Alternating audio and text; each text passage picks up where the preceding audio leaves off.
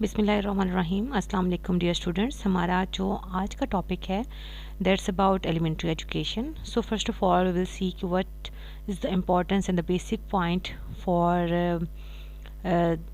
knowing the importance of elementary education. So elementary education, as you know that this is a level that's end on 8th class ना हमारे system में ये कि 8th class तक हम अगर कोई बच्चा एजुकेशन ले लेता है तो इट्स मीन दैट कि he has completed his elementary education.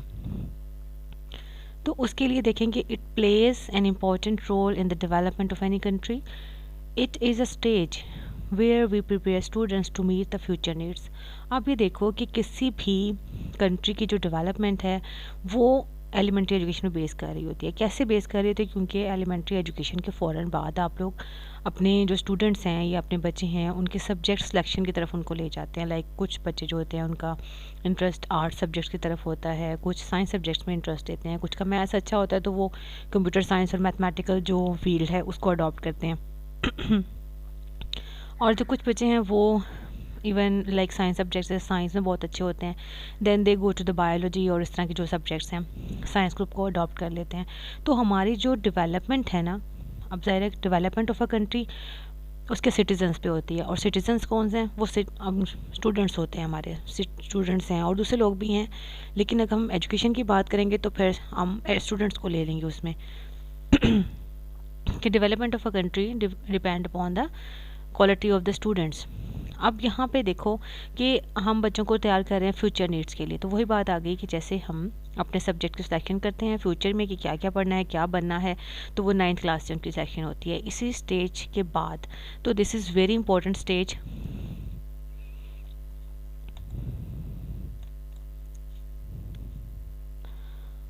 अच्छा, इसमें देखें कि इसका हम डेफिनेशन देखेंगे, concept, scope and scope of elementary education. जी, definition, concept and scope of elementary education in Pakistan. As you know, elementary education in Pakistan is considered from preschool level to grade 8. इस level तक grade 8 तक होती है. It provide baseline for further education. Means कि further education like आप जब select करते हैं कि which field would you prefer for your future, science है, आर्ट्स है, कंप्यूटर साइंस है, वट एवर जो भी आपका इंटरेस्ट होता है उसके अकॉर्डिंगली ये आपको एक बेस लाइन प्रोवाइड करती है. It initiates progress in new and existing programs for the promotion of elementary education.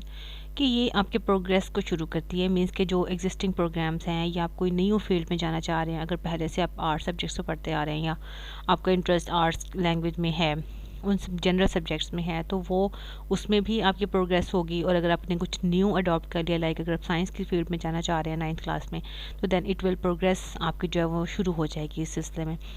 In this day students get last chance to become master in basic skills. अब यहाँ किया कि बच्चों में एक कम समझ लें कि लास्ट चांस होता है कि वो बेसिक स्किल्स सीख सकें and develop their attitude towards learning according to their individualistic differences. उसके बाद क्या होता है, बच्चों ने कोई ना कोई फील्ड चॉइस करनी होती है. तो इट मीन्स दैट कि यहाँ पे आपके पास एक आखिरी चांस है कि जब आप उसमें मास्टर हो जाते हैं, बेसिक स्किल्स सीख लेते हैं, इंडिविजुअलिस्टिक लर्निंग आपकी होती है डिफरेंसेस की बेस पे कि लाइक आप आपका जो एटीट्यूड लर्निंग की तरफ होता है ना, लाइक आप सीख रहे होते हैं और सीखने में ये होता है कि आपका जैसे आप चाह रहे होते हैं वैसे सीख रहे होते हैं. लेकिन जब आप बाद में सिलेक्ट कर रहे होते हैं उन सब्जेक्ट्स को, तो फिर आपको उन सब्जेक्ट्स की नीड्स और डिमांड के अकॉर्डिंग चलना पड़ता है. Pakistan elementary teachers association work for the balance curriculum of elementary education. अब यहाँ पे जो पाकिस्तान एलिमेंट्री टीचर्स एसोसिएशन है उसका बेसिकली काम क्या है कि वो एक बैलेंस करिकुलम के लिए काम करती है. क्यों बैलेंस करिकुलम का मतलब इस तरह से हम लेंगे कि इसमें जितने भी सब्जेक्ट्स पढ़ाए जाते हैं ना उनको एक प्रॉपर और बैलेंस्ड वेटेज दिया जाता है. ऐसा नहीं होता है किसी सब्जेक्ट को ज़्यादा इंपॉर्टेंस दे दी जाए, किसी को कम दे दी जाए, ऐसा नहीं होता. प्रॉपरली वेटेज देता है ताकि बच्चे हर तरह का नॉलेज जो है वो एक्वायर कर सकें. Areas of curriculum concerned with basic skills include logical, sequential and analytical must be taught by interactive pedagogies. आप देखेंगे जो करिकुलम के डिफरेंट एरियाज़ हैं, मतलब जो भी उसमें आपको सब्जेक्ट्स आपको प्रोवाइड किए गए हैं उसमें जो basic skills like logical thinking भी है, सीक्वेंशियल, एनालिटिकल, बच्चों में क्रिएटिव थिंकिंग भी होनी चाहिए, क्रिएटिव राइटिंग भी वो कर सकें, लॉजिकली किसी भी बात का आंसर कर सकें, वो सब कुछ सिखाया जाना चाहिए। और वो सिखाने के लिए हमें इंटरेक्टिव पेडागोजीज़ की ज़रूरत होती है। अब आप देखें कि इंटरेक्टिव पेडागोजीज़ क्या होती हैं, जिसमें आप इंटरेक्ट करते हैं। इसमें interaction between student and teacher वो भी आ सकता है कि यही नहीं कि सिर्फ टीचर अकेला ही इंस्ट्रक्शन प्रोवाइड किया जा रहा है और स्टूडेंट्स पैसिव बैठे हुए हैं, ऐसा नहीं होना चाहिए। देयर शुड बी इंटरेक्शन, आप इन्वॉल्व करें स्टूडेंट्स को with the help of questioning और उनसे डिस्कस करें पॉइंट्स को, उनके व्यूज़ लें ताकि वो अपने व्यूज़ शेयर करने की उनमें एबिलिटी डेवलप हो। ये भी एक वे होता है कि बच्चे अपनी बात को शेयर कर सकें। और दूसरे के स्टूडेंट्स आपस में एक दूसरे के उनके ग्रुप बना दें, उनके पीयर बना दें, उसमें वो कुछ उनको टास्क असाइन करें जिसमें वो डिस्कस करें उन बातों को, देन फिर वो आपके साथ शेयर करें।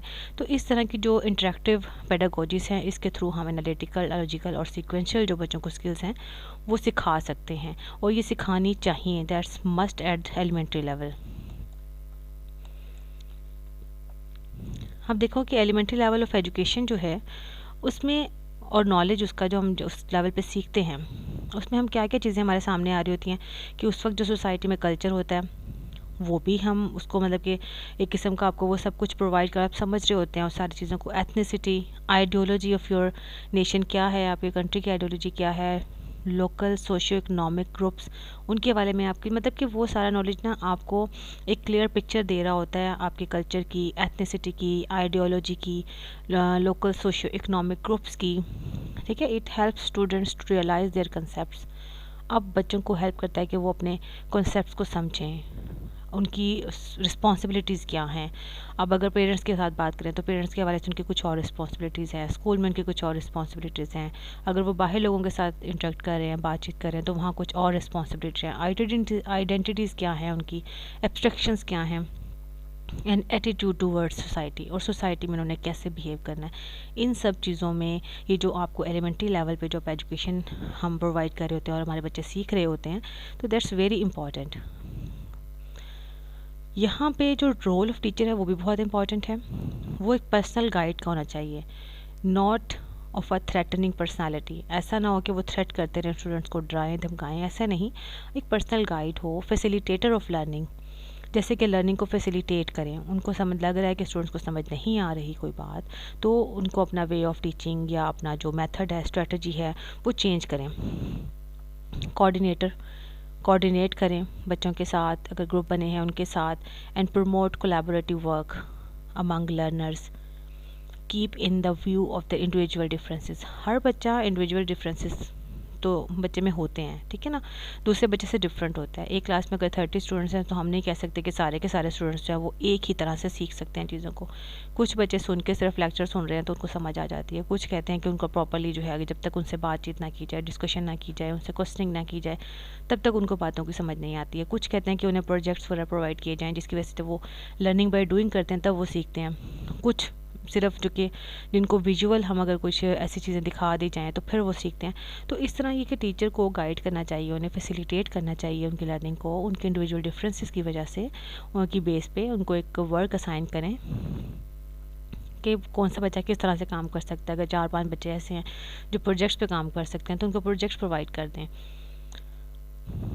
Mastery over the tools of learning, harmonious pleasant development.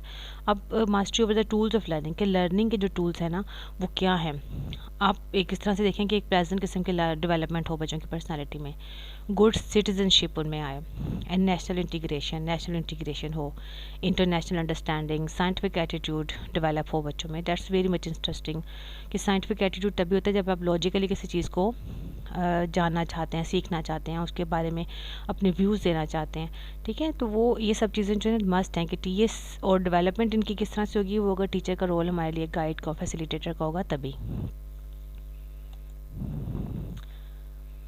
Elementary education should be projective होनी चाहिए, और 3 factors help to enhance the quality elementary education. 3 basic factor हैं जो हेल्प करते हैं हमें कि हम किस तरह से एलिमेंट्री एजुकेशन की क्वालिटी को बेहतर बना सकते हैं। उसमें सबसे पहले तो ये है कि the involvement of the strata students, teachers, parents and the community is essential. You know कि जब तक आप स्टूडेंट्स को, टीचर्स को, पेरेंट्स को और अपनी कम्युनिटी जो ज़रूरी है, जिस कम्युनिटी में आप एग्जिस्ट कर रहे हैं, उन सब से राय नहीं लेंगे कि किस तरह से हम अपनी एजुकेशन को बेहतर कर सकते हैं, तो हाउ इट इज़ पॉसिबल कि एजुकेशन का स्टैंडर्ड जो है वो हाई हो, अच्छा हो, जब तक हमें नीड्स का ही नहीं पता होगा। इन लोगों को शामिल करना इसलिए ज़रूरी होता है ताकि पता चल सके कि सोसाइटी क्या डिमांड कर रही है, पेरेंट्स क्या चाह रहे हैं और टीचर्स कैसे चाहते हैं कि स्टूडेंट्स में कौन कौन से स्किल्स डेवलप हों, बच्चे क्या चाह रहे हैं। तो इस तरह से that's very much necessary for enhancing the quality of elementary education. They highlights the students need. ये क्या करते हैं, ये हाईलाइट करते हैं स्टूडेंट्स की नीड को, उनकी सोशल नीड क्या है, अगर सोसाइटी बच्चों ने मूव करना है तो किस किस तरह से बच्चों किन किन एस्पेक्ट्स पे उनको जो है ना स्किल्ड होना ज़रूरी है, फाइनेंशियल उनकी नीड क्या है, इमोशनल क्या है, फिजिकल क्या है। यू नो दैट कि इमोशनल और फिजिकल नीड्स भी बच्चों की होती हैं।